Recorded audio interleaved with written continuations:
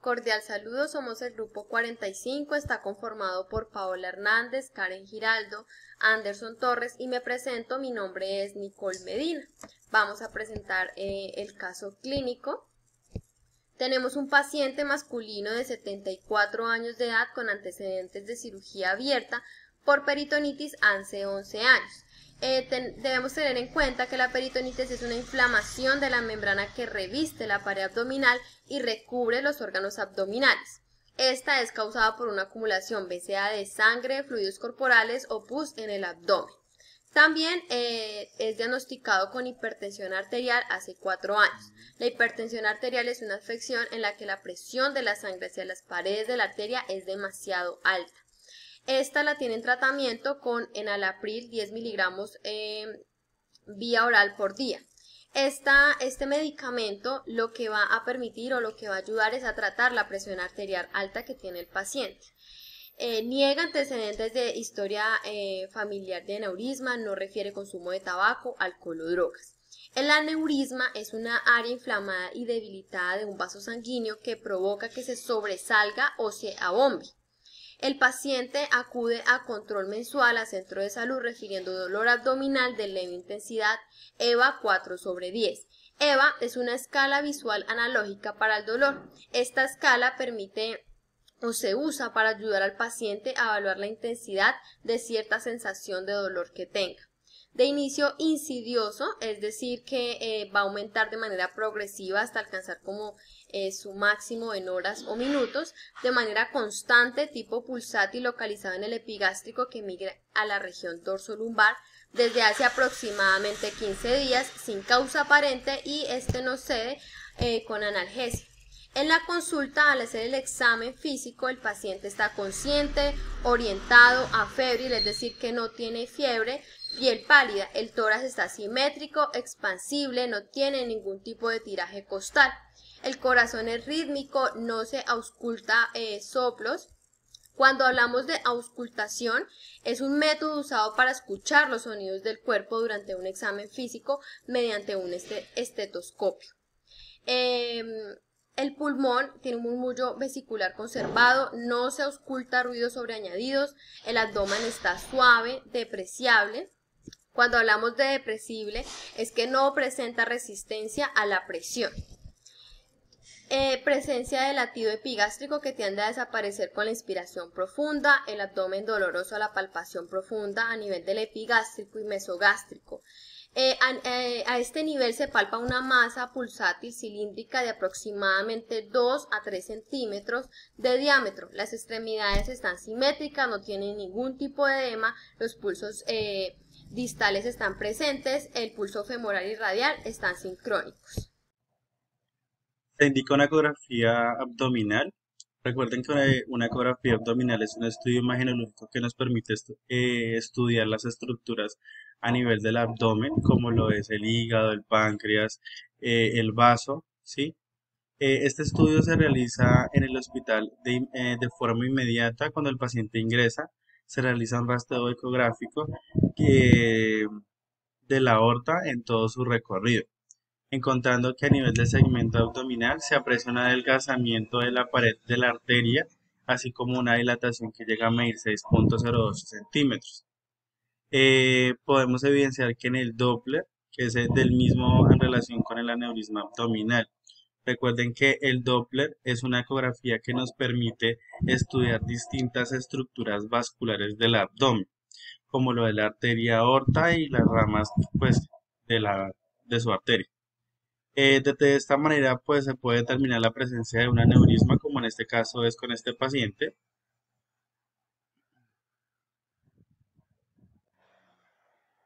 También lo asociamos a los factores de riesgo tales como la edad mayor a 65 años, el sexo masculino, con antecedentes de hipertensión arterial, como lo explicó mi compañera anteriormente. Eh, Además de la clínica que se complementa con el informe ecográfico, se llega al diagnóstico final de aneurisma aórtico abdominal. El paciente con este diagnóstico ya descrito es enviado pues a un nivel de alta complejidad donde se ha valorado por cirugía vascular y pues le pueden hacer su procedimiento pues para hacer la reparación de este aneurisma a nivel de aorta abdominal. Continuamos con la preparación para el examen. Entonces el paciente debe asistir con exámenes previos. Si los tiene, pues este no aplica para pacientes hospitalizados o urgencias. Debe asistir con un ayuno de 8 horas. Debe haber tomado agua de 6 a 8 vasos de agua 2 horas antes de su examen. No debe orinar hasta que se lo indiquen que ya le hicieron el examen. Tampoco se deben suspender los medicamentos para la tensión arterial o para el corazón. Debe traer las pruebas de función renal de creatinina y BUN, pues para ver cómo está funcionando el riñón, cómo realiza la depuración, según las pruebas que le realizaron.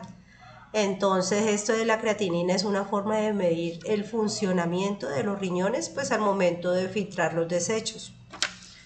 El paciente se le debe canalizar en el pliegue del brazo con un catéter intravenoso de calibre 18-20. En caso de que el valor de la depuración salga inferior, el control establecido se debe nefroproteger al paciente. Entonces se aplica el protocolo de la nefroprotección, que es ingerir un vaso con agua 24 horas antes del examen cada 2 horas. Esto de la nefroprotección, esto ha sido utilizado por muchos años para definir las diversas medidas preventivas y terapéuticas como objetivo de mejorar el pronóstico y evitar el deterioro de la función renal.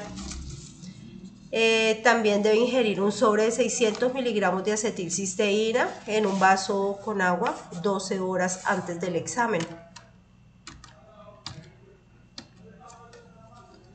Entonces continuamos acá. El día de la cita del examen, pues como se había indicado, traer sus exámenes anteriores que les hayan realizado.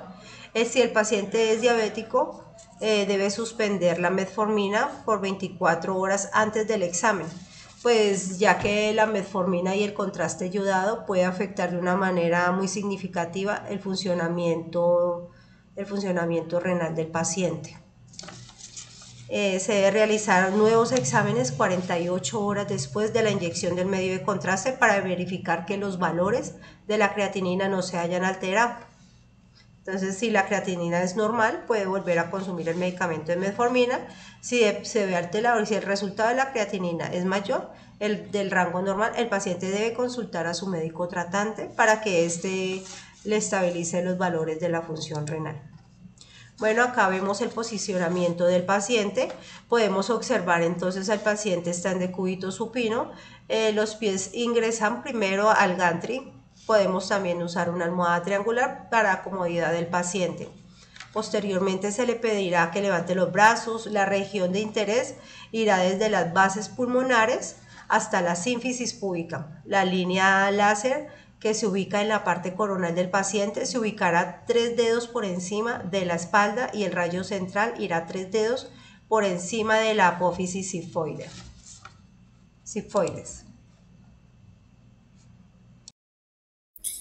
Continuando, tenemos lo que serían la técnica para la realización de este estudio. Primero que todo, el paciente va a estar acostado sobre la mesa del tomógrafo en una posición o orientación en decúbito supino con los brazos elevados sobre la cabeza.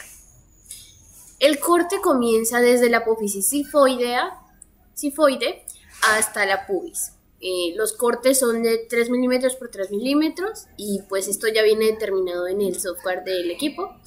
El scope view va desde la apófisis sifoidea hasta la pubis en antero, posterior y lateral. La dirección de la adquisición es un cráneo caudal, el ROI se va a ubicar en la aorta abdominal. El kilovoltaje que se va a emplear es de 120 y los miliamperios que se van a emplear o manejar están entre 120 y 220 miliamperios. El contraste. Se suministra un medio de contraste al paciente de 1 cc por kilogramo de peso. Esto depende del peso que tenga el paciente. Los cortes, como se venían diciendo, son de 3 milímetros por 3 milímetros. También vamos a encontrar en una reconstrucción sagital y coronal para que el contraste se realce y reconstrucción en 3D. Como se puede visualizar en la parte de acá, tenemos una imagen radiológica por un tomograma en anteroposterior de abdomen para la planeación de este estudio. En la parte de abajo visualizamos en un plano axial, también de abdomen, el ROI, que es esta bolita roja, es el ROI. Tenemos el esquema de reconstrucción sagital y coronal para que el contraste se realce y la reconstrucción en 3D. Estos tres cortes son cortes axiales, tenemos un corte y unos distintos cortes y una reconstrucción en 3D.